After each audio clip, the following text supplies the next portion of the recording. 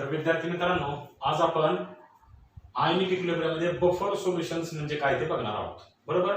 तर आपण अगोदर या बफर सोल्युशनची डेफिनेशन बघूयात. काय डेफिनेशन आहे? It is defined as the solution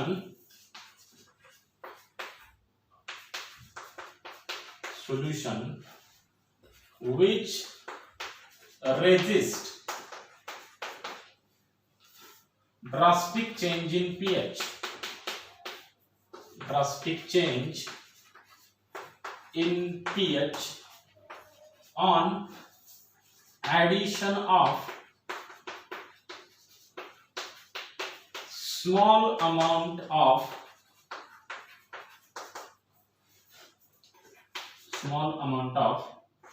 strong acid or strong base or water. बघा, बफर सोल्युशन म्हणजे असं सोल्युशन आहे जे काय, बघा आपण त्याचे डेफिनेशन बघूया. It is defined as the solution which resist म्हणजे काय? विरोध करणे. कोणाला विरोध करतो? ड्रास्टिक चेंज इन पीएच म्हणजे तुमच्या सोल्युशनच्या पीएच मध्ये होणारा ड्रास्टिक चेंज म्हणजे मोठा चेंज. बरोबर. त्याला विरोध करणारा सोल्युशन. बरोबर. बरं, हा ड्रास्टिक चेंज कधी होतो? तर on addition of small amount of strong acid और स्ट्रॉंग बेस और वॉटर. बरोबर. म्हणजे थोडक्यात काय, बफर सोल्युशनची डेफिनेशन अशी, एक असं सोल्युशन आहे की जे काय करतं, तुमच्या सोल्युशन मध्ये जरी तुम्ही थोड्या small amount of strong acid किंवा स्ट्रॉंग बेस टाकलं तरी ते काय करतं, किंवा पाणी टाकलं तरी ते सोल्युशनचा जो पीएच बदल होणार आहे त्याचा पीएच बदलून देत नाही, त्याला विरोध करतं. त्याला आपण काय म्हणतो? बफर सोल्युशन म्हणतो. बरोबर. बघा, आता या सोल्युशन मध्ये बरं, आता आपल्याला एक गोष्ट अशी माहित असली पाहिजे की ज्यावेळी आपण ऍसिड ऍड करतो त्यावेळी ऍसिड ऍड केल्यानंतर ना लक्षात घ्या पीएच काय होतो? डिक्रीज होतो. आणि जर का बेस तुम्ही ऍड केला, जर का सोल्युशन मध्ये बेसचा ऍडिशन केली तर पीएच काय होतो? इन्क्रीज होतो. हे आपल्याला माहित असलं पाहिजे. बरोबर. मग जर का सोल्युशन मध्ये स्मॉल अमाउंट ऑफ ऍसिड टाकला तर पीएच थोडासा कमी होणार आहे. बरोबर. किंवा स्मॉल अमाउंट ऑफ बेस टाकला तर पीएच थोडासा वाढणार आहे, इन्क्रीज होणार आहे. पण हे बफर सोल्युशन हे असं सोल्युशन आहे, या वाढण्याला किंवा कमी होण्याला म्हणजेच एकंदरीत काय, तर पीएच मध्ये होणारा जो चेंज आहे त्याला विरोध करणारं सोल्युशन, त्यालाच काय म्हणू आपण? Buffer solution. आता बघा, या बफर सोल्युशनचा आपल्याला उपयोग कुठं होतो? तर लक्षात घ्या, समजा आपण मार्केटमधून जे ज्यूस आणतो ते ज्यूस 6 महिने 8 महिने टिकतात, त्याची जेवढी लाईफ असेल तेवढी. पण आपण घरी जर का ज्यूस बनवला, आंब्याचा रस आपण बनवतो उन्हाळ्यामध्ये, ते अगदी 2 दिवसामध्ये खराब होतो. बरोबर. त्याच्यामध्ये ऍसिडिटी वाढत जाते, ऍसिड तयार होतो आणि तो खराब होतो. पण ते पॅकिंग केलेला जो ज्यूस आहे तो खराब होत नाही, कारण त्याच्यामध्ये बफर टाकलेला असतो. त्याच्यामध्ये जरी कालांतराने ऍसिड तयार झालं तरी सुद्धा त्या बफरमुळे ते ऍसिड काय होतं? न्यूट्रलाइज होतं. बरोबर नाही? त्या बफर सोल्युशनमुळे त्याचा पीएच कमी होत नाही. बघा, आता पुढे बघा, मग या बफर सोल्युशन्स किती प्रकारचे आहेत? बरोबर. तर बफर सोल्युशनचे मेन 2 प्रकार आहेत. सगळ्यात पहिला ऍसिडिक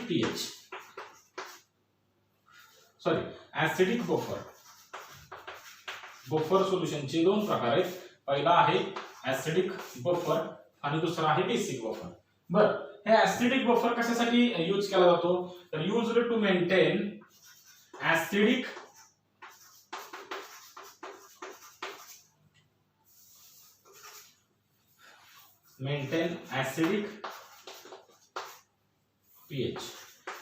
पीएच मेंटेन करण्यासाठी या ऍसिडिक बफरचा यूज केला जातो. बरोबर.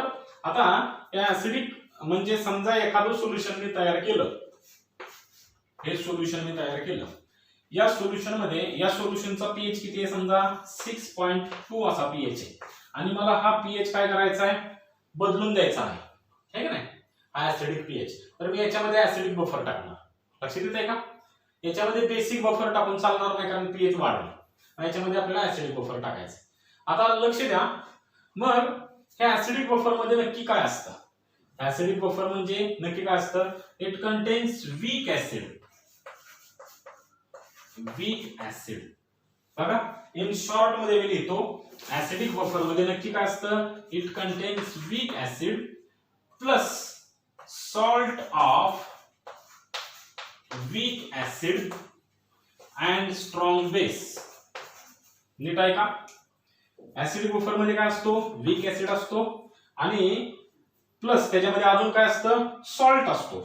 हा सॉल्ट कशाचा असतो? वीक ऍसिड आणि स्ट्रॉंग बेस पासून बनलेला सॉल्ट असतो. आणि हा वीक ऍसिड कोणता पाहिजे? तोच पाहिजे, बरोबर. म्हणजे वीक ऍसिड असतो, त्याच्यामध्ये प्लस त्याच्यामध्ये सॉल्ट असतो. सॉल्ट कोणता पाहिजे? तर त्याच वीक ऍसिडचा स्ट्रॉंग बेस बरोबर चा सॉल्ट. म्हणजे त्याच वीक ऍसिडची स्ट्रॉंग बेस बरोबर रिएक्शन केल्यानंतर जो सॉल्ट तयार होईल तो सॉल्ट, बरोबर. आणि हा वीक ऍसिड दोन्हींना मिक्स केलं काय होतो? ऍसिडिक बफर तयार होतो. आता फॉर एक्झाम्पल घेतो मी, बघा ऍसिडिक बफरचं मी एक्झाम्पल उदाहरण देतो तुम्हाला की एखादा वीक ऍसिड घेऊयात आपण. वीक ऍसिड कोणता? तर ऍसिटिक ऍसिड CH3COOH. आणि हा वीक ऍसिड मी घेतला. आपल्याला काय घ्यायचंय? वीक ऍसिड आणि त्याचा सॉल्ट घ्यायचा आहे. कोणाबरोबर? स्ट्रॉंग ऍसिड बरोबर.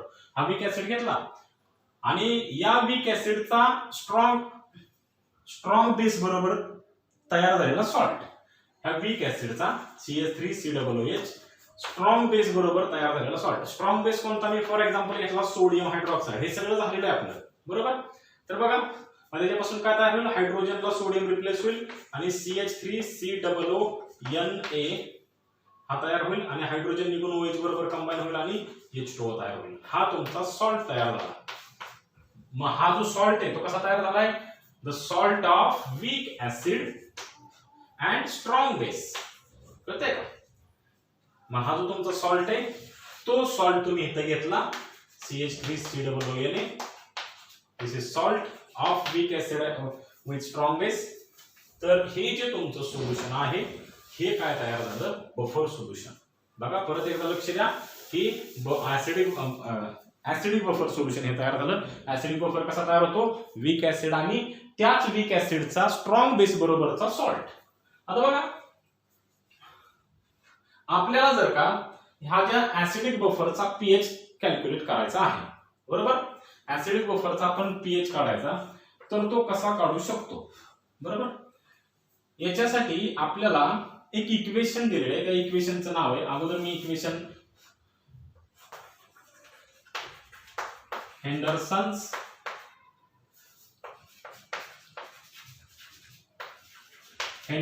हेझबर्ग इक्वेशन, बरोबर.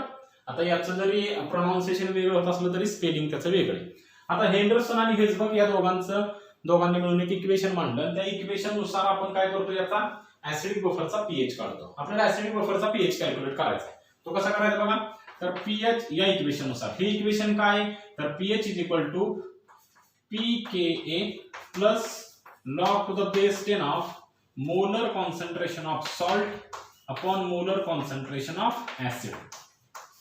बघा आता म्हणजे समजा हे तुम्ही सोल्युशन तयार केलंय, हे तुमचं सोल्युशन आहे. हा बीकर आहे असं समजा.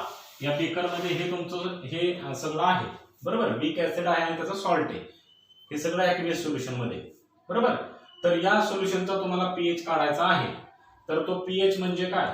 तर पीकेए म्हणजे काय? तर पोटेन्स ऑफ के, बरोबर. हा पीकेए चं मी तुम्हाला थोडंसं एक्सप्लेनेशन देतो. Where pKa is equal to negative logarithm of Ka, बरोबर. म्हणजे के म्हणजे काय? तर डिसोसिएशन कॉन्स्टंट ऑफ ऍसिड. या बफर मध्ये हा जो तुमचा ऍसिड तुम्ही वापरलेला आहे, या ऍसिडचा डिसोसिएशन कॉन्स्टंट के, त्याचा निगेटिव्ह लॉगॅरिथम घेतला की निगेटिव्ह लॉगॅरिथमलाच आपण पीके असं म्हणतो. लक्षात आलं का? P for पोटेन्स. पोटेन्स म्हणजे पॉवर आपण म्हणूया, बरोबर की? बघा मग एक लक्षात घ्या की हा पी म्हणजे याची काय अशी व्हॅल्यू नसते, याचा काय असा मॅथमॅटिकल सिग्निफिकन्स असं काय नाही, बरोबर. फक्त पीके म्हणजे काय? तर निगेटिव्ह लॉगॅरिथम ऑफ के. तुम्हाला जर पीके कॅल्क्युलेट करायला हवा तर तुम्ही के चा निगेटिव्ह लॉगॅरिथम घ्यायचा. अशी तुम्हाला पी ची व्हॅल्यू पुट करा असं तुम्हाला न्यूमेरिकल मध्ये कोण विचारणार नाही, बरोबर. बघा log to the base 10 of molar concentration of salt upon molar concentration of acid. याचं मी थोडंसं एक्सप्लेनेशन देतो बघा।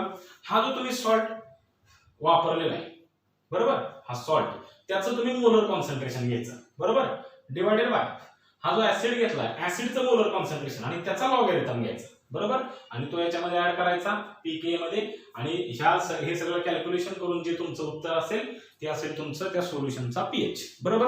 आता पुढे बघा, हे झालं। आता आपण पहिला सोल्युशन बघितलं कोणतं, ऍसिडिक बफर सोल्युशन।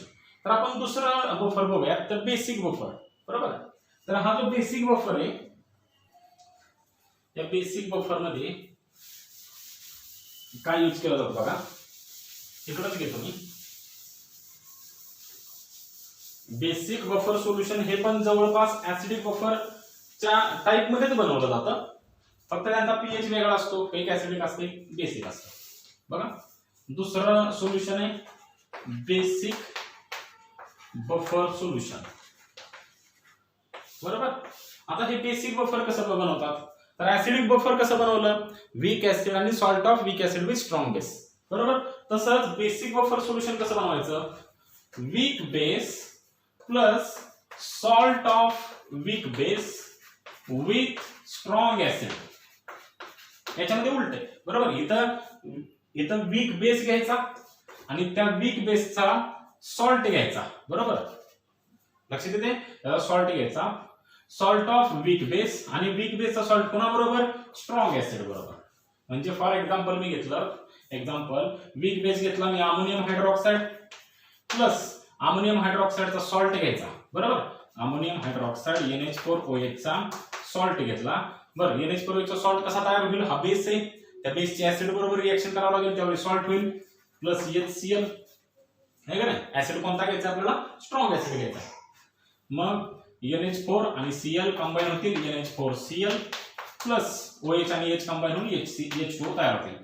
हा जो तुमचा सॉल्ट तयार झालाय, या सॉल्टला आपण म्हणू it is salt of weak base with strong acid बरोबर। वीक बेस आणि हा वीक बेस आहे आणि हा स्ट्रॉंग ऍसिड आहे, वीक बेस आणि स्ट्रॉंग ऍसिड पासून तयार झालेला सॉल्ट, तो तुम्हाला त्याच्यामध्ये घ्यायचा आहे NH4Cl। म्हणजे तुम्हाला फक्त लक्षात यावं की NH4Cl हा वीक बेस आणि स्ट्रॉंग ऍसिडचा सॉल्ट कसा आहे बरोबर, तेवढ्यासाठी मी ही रिएक्शन सांगितली, तशी काही रिएक्शन गरजेची नाही बरोबर। आता पुढे बघा, आपल्याला बेसिक बफरचा यूज कशासाठी केला जातो, तर use to maintain basic pH, basic pH maintain करण्यासाठी याचा यूज केला जातो बेसिक बफरचा, आलं का लक्षात। जसा ऍसिडिक बफरचा ऍसिडिक पीएच मेंटेन करण्यासाठी यूज केला जातो, तसा याचा बेसिक पीएच मेंटेन करण्यासाठी केला जातो। आता बघा, याचा आपल्याला बेसिक बफरचा पीएच काढायचा आहे बरं। पीएच आपल्याला बेसिक बफरच्या सोल्युशनचं जे आहे, हेंडरसन आणि हेझबर्ग या दोघांनी याच्या पीएचचं इक्वेशन आपल्याला दिलं नाही, आपल्याला याचा पीओएच दिला बरोबर। या पीओएचचं इक्वेशन दिलं, बेसिक बफरचं त्यांनी पीओएच कॅल्क्युलेट केला बरोबर। या पीओएच वरून पुढे पीएच काढता येतो आपल्याला, मी तुम्हाला पुढे सांगतो बरोबर। बघा, मग पीओएच याचा इक्वेशन काय दिलं बघा त्यांनी, PKB plus log to the base 10 of molar concentration of salt upon molar concentration of base बघा। या बेसिक बफरच्या सोल्युशनचा पीओएच कसा करायचा, PKB plus log to the base 10 of molar concentration of salt upon molar concentration of base, where PKB is equal to negative logarithm of KB बघा। PKB म्हणजे काय, तुम्ही KB जो आहे, KB म्हणजे काय रे, डिसोसिएशन कॉन्स्टंट ऑफ बेस, हा जो तुम्ही बेस वापरलाय वीक बेस बफर सोल्युशन मध्ये, त्याचा डिसोसिएशन कॉन्स्टंट म्हणजे त्याला आपण केबी म्हटलं बरोबर, केबी आहे का नाही, आणि त्याचा तुम्ही निगेटिव्ह लॉगॅरिथम घेतला तर त्याला आपण काय म्हणूया, पीकेबी बरोबर। PKb is the potence of Kb, याला पोटेन्स ऑफ केबी म्हणायचं। न्यूमेरिकल सोडवताना तुम्ही काय करायचं, त्या पीकेबी ची व्हॅल्यू सेपरेट कॅल्क्युलेट करायची, केबीचा निगेटिव्ह लॉगॅरिथम घ्यायचा आणि ती असेल तुमची पीकेबी ची व्हॅल्यू, ती व्हॅल्यू तुम्ही इथे पुट करायची, पी ची अशी तुम्हाला व्हॅल्यू कोण देणार नाही बरोबर। बघा, plus log to the base 10 of molar concentration of salt. तुम्ही जो सॉल्ट यूज केलेला आहे इथं या बेसिक बफर मध्ये, फॉर एक्झाम्पल इथं अमोनियम क्लोराईड केलेला आहे, त्याचं मोलर कॉन्सन्ट्रेशन डिवाइडेड बाय तुम्ही जो बेस यूज केला अमोनियम हायड्रॉक्साईड त्याचं कॉन्सन्ट्रेशन. बरोबर, म्हणजे इथं अमोनियम हायड्रॉक्साईड केलाय, दुसऱ्या एखाद्या एक्झाम्पल मध्ये दुसरा बेस यूज केला असू शकतो. बरोबर, मग त्याचं मोलर कॉन्सन्ट्रेशन घ्यायचं. अलग लक्षात बघा. आता इथं आपण काय बघायचं बघा, पुढचा मुद्दा थोडासा बघूयात.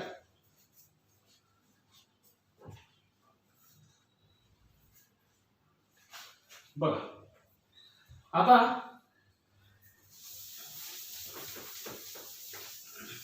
पुढचा मुद्दा काय बघा,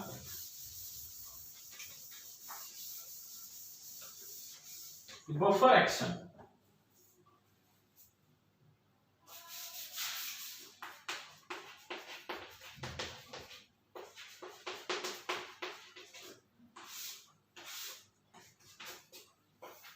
व्हॉट इज बफर ऍक्शन? बरं, बफर ऍक्शन म्हणजे काय ते आपण बघूया. मी तुम्हाला जसं सांगितलं की बफर सोल्युशन म्हणजे काय, तर ज्या सोल्युशनचा पीएच बदलत नाही. बरोबर, जास्त पीएच मध्ये जास्त मोठा बदल होत नाही, आहे का नाही.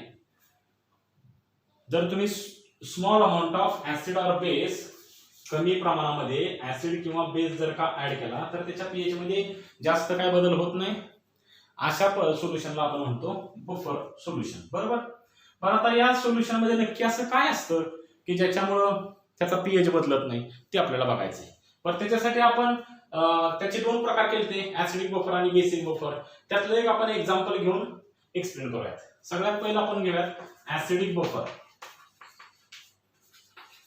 बघा, आपल्याला माहिती आहे ऍसिडिक बफर कसं बनतो, weak acid plus salt of weak acid with strong base. म्हणजे एखादा वीक ऍसिड घेतला आणि त्याचा सॉल्ट घेतला, त्याच वीक ऍसिडचा सॉल्ट घेतला कोणाबरोबर, स्ट्रॉंग बेस बरोबर. फॉर एक्झाम्पल बघा, acetic acid CH3COOH plus NaOH, sorry CH3COO Na, असं आपण बफर सोल्युशन घेतला. तर आपल्याला बघायचंय की याच्यामध्ये पीएच कसा बदलत नाही जरी आपण ऍसिड टाकलं तरी. बघा,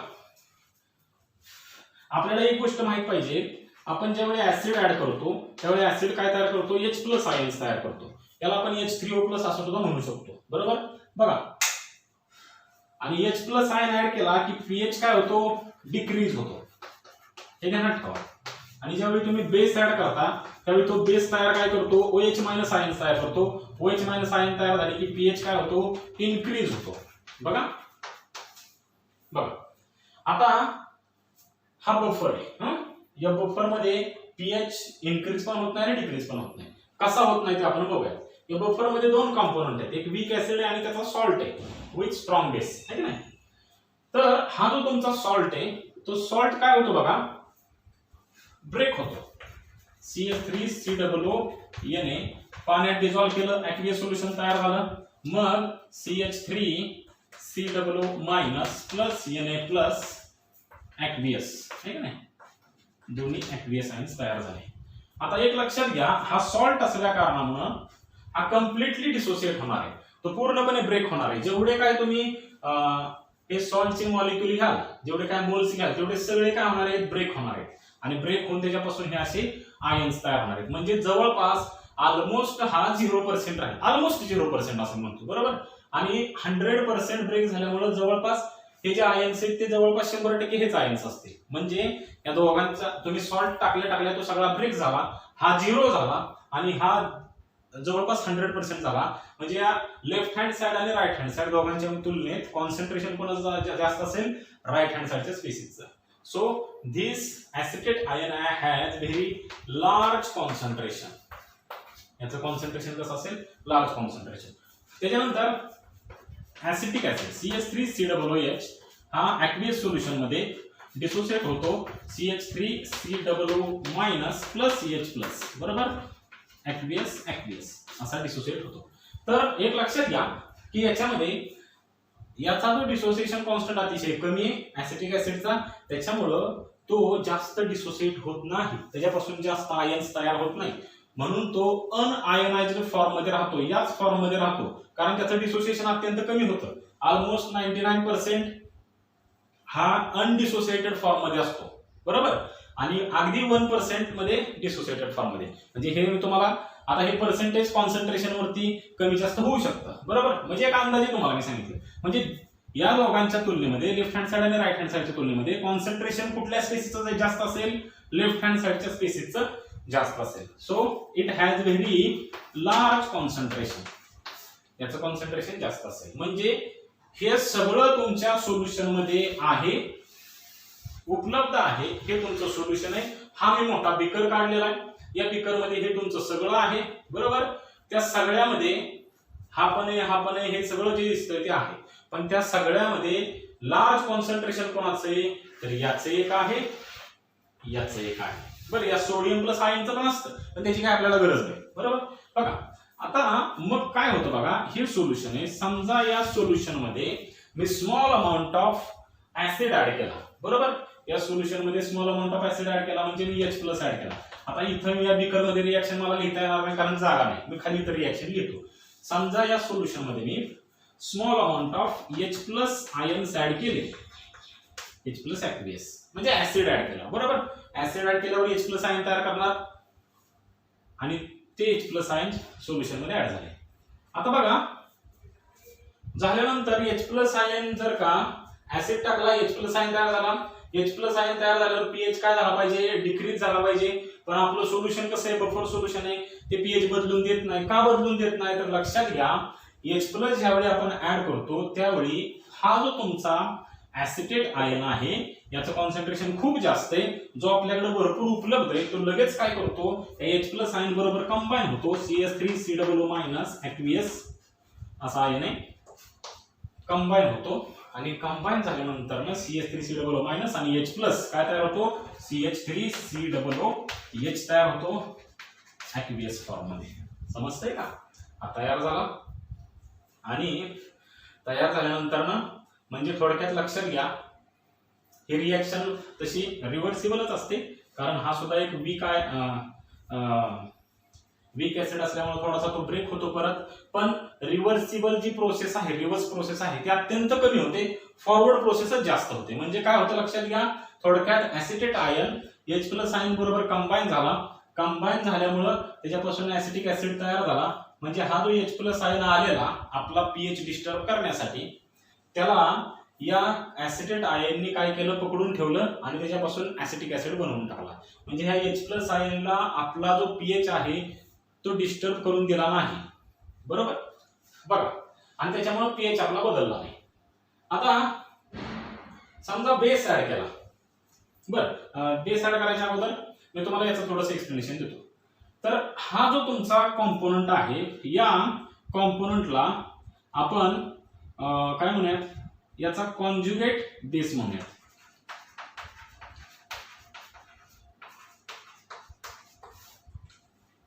बघा हा असेल याचा कॉन्जुगेट बेस, किंवा त्याला आपण रिझर्व बेसिसिटी असं म्हणूयात. Reserve basicity. रिझर्व बेसिसिटी म्हणजे काय, राखीव असलेली बेसिसिटी, बरोबर. आता पुढे आपण बरं तुम्हाला मी बेसिक ज्यावेळी ह्याचं सांगितलं का नाही, बेस ऍड केल्यावर काय होतं ते सांगितल्यानंतर हे रिझर्व बेसिसिटी वगैरे डिटेल मध्ये सांगतो. आता समजा आपण OH मायनस ऍड केला, तर OH मायनस काय करणार आहे, आयन्स. OH मायनस आयन्स काय करतात, पीएच इन्क्रीज करतात. पीएच इन्क्रीज आपल्याला काय करून द्यायचा नाही, कारण आपलं सोल्युशन कसं आहे, बफर सोल्युशन आहे, ते पीएच इन्क्रीज होऊन देणार नाही. आता का होऊन देणार नाही, तर आपल्याकडे अजून एक कंपोनंट आहे ज्याचं नाव आहे रिझर्व ऍसिडिटी. रिझर्व ऍसिडिटी कोणामुळे, CH3COOH मुळे, बरोबर. हा CH3COOH काय करतो, OH मायनस बरोबर कंबाईन होतो, बरोबर. आणि OH मायनस म्हणजे कसा कंबाईन होतो, तर याच्यामध्ये दोन आयन आहेत, ऍसिटेट आयन आणि H प्लस आयन. ऍक्च्युअली यांचं असं यांच्यावर पार्शियल चार्ज असेल, है का ना, H प्लस आणि O मायनस कंपाऊंड कोव्हॅलंटच आहे, पण त्याच्यावर समजण्यासाठी तुम्हाला मी पॉझिटिव्ह आणि निगेटिव्ह चार्ज आहे. मग हा H प्लस आणि OH मायनस कंबाईन होतील आणि त्याच्यापासून H2O मॉलिक्यूल तयार होईल, H2O लिक्विड. आणि हा CH3COO मायनस तसाच राहील, ऍक्टिव्हियस आयन तुमचा तसाच राहील, बरोबर. आता पुढे बघा hydrolysis process. This is again reversible process. आता एक लक्षात ठेवा, म्हणजे थोडक्यात काय झालं, आणि एक लक्षात घ्या, ह्या दोन्ही सुद्धा फॉरवर्ड प्रोसेसच जास्त आहेत, लक्षात येते का? रिव्हर्सिबल डायरेक्शन न होणारी जी ही आहे रिॲक्शन ती अत्यंत अत्यंत अत्यंत कमी असेल, बरोबर. आता पुढे बघा की OH मायनस बरोबर तो कंबाईन झाला, आणि OH मायनस म्हणजे काय, बेस आहे, आणि बेस बरोबर कंबाईन होणारा कोण असेल, ऍसिड, आणि हा राखीव ऍसिड आहे म्हणून त्याला आपण रिझर्व ऍसिडिटी असं म्हणूया. बघा, म्हणजे थोडक्यात काय, तर बफरचा पीएच का बदलत नाही, तर बफर या सोल्युशनकडे दोन राखीव खेळाडू आहेत. हे राखीव खेळाडू काय करतात, कोणासाठी राखून ठेवलेत, एक H+ आयनसाठी राखून ठेवलेला आहे आणि दुसरा OH मायनस आयनसाठी राखून ठेवलेला आहे, बरोबर. मग हे खेळाडू काय करतात, जर का ऍसिड आला तर हा खेळाडू पुढे जातो, बरोबर. हा याला आपण रिझर्व्ह बेसिसिटी म्हणतो. रिझर्व्ह म्हणजे राखीव ठेवलेला बेस. कोणासाठी, ऍसिड साठी बेसला राखीव ठेवलाय, बेस साठी ऍसिडला राखीव ठेवलाय.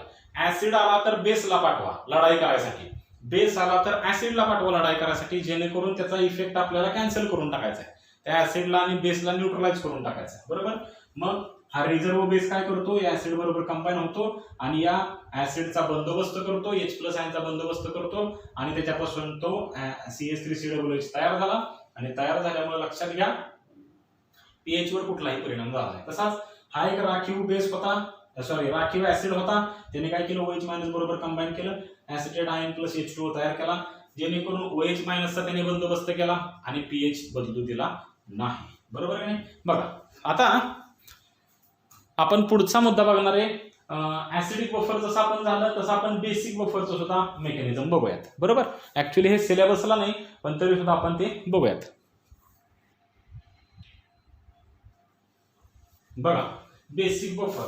तर हे बेसिक बफर म्हणजे मी तुम्हाला सांगितलंय काय असतं, weak base plus salt of weak base with strong acid. Example तिथं बघा, वीक बेस म्हणजे ammonium hydroxide plus salt of weak base with strong acid म्हणजे NH4Cl, बरोबर. याच्यामध्ये काय होतं बघा, समजा हे तुमचं सोल्युशन आहे का नाही, हे बफर सोल्युशन आहे, बेसिक बफर सोल्युशन. त्याच्यामध्ये NH4Cl आणि NH4OH आहे. NH4Cl चं डिसोसिएशन होईल, NH4Cl dissociate to form NH4+ plus Cl minus. All ions are aqueous. Salt असल्यामुळं फॉरवर्ड डायरेक्शन याचं डिसोसिएशन होईल. त्यानंतर NH4OH रिव्हर्सिबली असा डिसोसिएट होईल, NH4OH आहे का नाही, ऍक्वियस, NH4+ ऍक्वियस प्लस OH मायनस ऍक्वियस. बघा, हा सॉल्ट असल्यामुळे कम्प्लिटली डिसोसिएट झाला, जेवढा घेतला तेवढा डिसोसिएट झाला, त्याच्यामुळे NH4 आयन जास्त तयार झाले आणि याचं लार्ज कॉन्सन्ट्रेशन तयार झालं, जास्त कॉन्सन्ट्रेशन तयार झालं.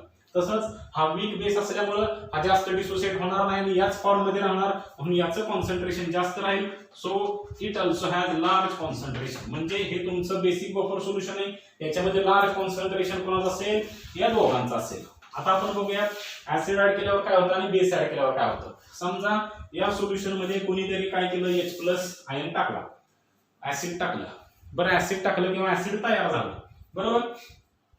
तर H+ आयन बरोबर काय होतो, तर याच्यामधला हा जो NH4 जो प्लस NH4OH जो आहे मॉलिक्यूल, तो काय होतो, कंबाईन होतो, H+ ऍक्वियस बरोबर NH4OH ऍक्वियस कंबाईन होतो. कंबाईन झाल्यानंतर ना काय होतं बघा, OH आणि H मिळून कंबाईन तयार काय झाले, H2O तयार झाले, H2O लिक्विड प्लस राहिला काय, NH4+ है का नाही, NH4 वर प्लस चार्ज येणार, ह्याच्यावरती प्लस होता, याच्यावरती मायनस होता, हा मायनस आणि प्लस कंबाईन झाला, H2O तयार झाला आणि NH4+ तसाच राहिला, हा पण ऍक्वियस. आता पुढे बघा, म्हणजे याचा अर्थ तुम्ही H+ टाकला, त्याच्याबरोबर हा कंबाईन झाला, म्हणजे हा तुमचा ऍसिड होता. ऍसिड कोणता, स्ट्रॉंग ऍसिड होता. स्ट्रॉंग ऍसिड मुळे तयार झालेला H+ आहे, म्हणून त्याला मी स्ट्रॉंग ऍसिड असं म्हणतो, बरोबर. आणि त्याच्याबरोबर कोण कंबाईन झाला, ऍसिड बरोबर कोण कंबाईन होणार आहे, बेस. आणि हा बेस कसा आहे, रिझर्व्ह आहे, म्हणून याला मी रिझर्व्ह बेसिसिटी असं म्हणतो, रिझर्व्ह बेसिसिटी असं म्हणतो. त्याच्यानंतर पुढे बघा, समजा याच्यामध्ये आपण OH मायनस आयन्स ऍड केले म्हणजे स्ट्रॉंग बेस ऍड केला, बरोबर. तर काय होणार आहे, तो OH मायनस प्लस साइन बरोबर कंबाईन होणार, याचं कॉन्सन्ट्रेशन जास्त आहे, आपल्याकडे भरपूर उपलब्ध आहे, ते लगेच त्याच्या बरोबर कंबाईन होतील, मायनस बरोबर प्लस कंबाईन होईल, प्लस बरोबर मायनस कंबाईन होईल, सिंपल आहे. NH4 प्लस OH मायनस बरोबर कंबाईन होतील, NH4 प्लस aqueous कंबाईन होतील आणि कंबाईन झाल्यानंतर ना NH4 OH तयार होतील बघा. आणि त्याच्यामुळे काय होईल मला सांगा की हे याला आपण म्हणू रिझर्व ऍसिडिटी आणि बरोबर OH मायनस बरोबर रिझर्व ऍसिडिटी कंबाईन झाली, NH4 OH तयार झाला, H प्लस आला त्याला कोण घेऊन गेला NH4 OH, OH मायनस आला त्याला कोण घेऊन गेला NH4 प्लस. म्हणजे ऍसिड आला तरी सुद्धा त्याचा बंदोबस्त केला जातोय, बेस आला तरी सुद्धा त्याचा बंदोबस्त केला जातोय, जेणेकरून आपल्या पीएच मध्ये काहीही बदल होत नाही. अशा पद्धतीने हे बेसिक बफरचं मेकॅनिझम आहे.